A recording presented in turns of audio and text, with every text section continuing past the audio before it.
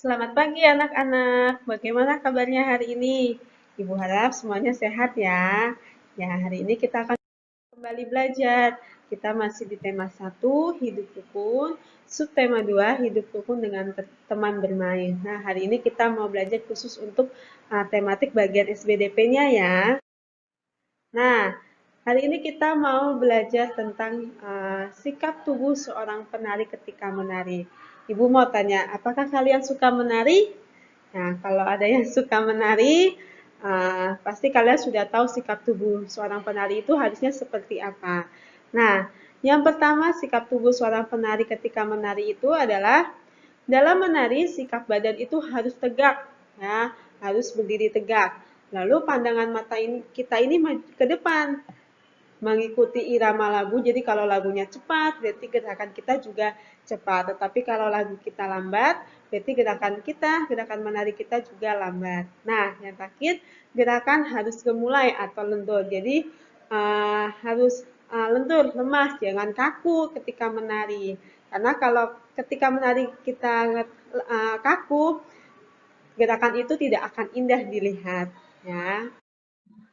Nah, gerak dasar dalam tari. Jadi, tadi kita sudah mengetahui sikap tubuh dalam menari itu seperti apa. Lalu sekarang kita mau belajar tentang gerak dasar dalam tari. Gerak dasar dalam tari itu setiap orang pastinya bergerak. Nah, kalian pun pasti bergerak.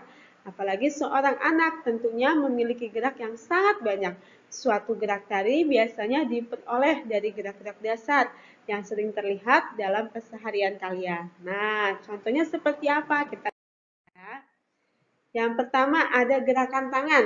Nah, gerakan tangan coba diperhatikan di situ di gambar. Gerakan tangannya itu seperti ini. Nah, bisa seperti itu, bisa seperti yang lain. Tangannya juga bisa diangkat, dilambai-lambai. Nah, lalu yang kedua, ada gerakan kaki. Ada yang kakinya disilang, ada yang dibuka. Dalam gerakan menari juga ada yang merapat kakinya.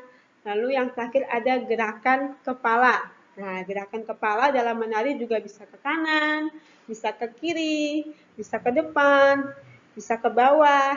Nah, itu ada gerakan tangan, gerakan kaki, dan juga gerakan kepala.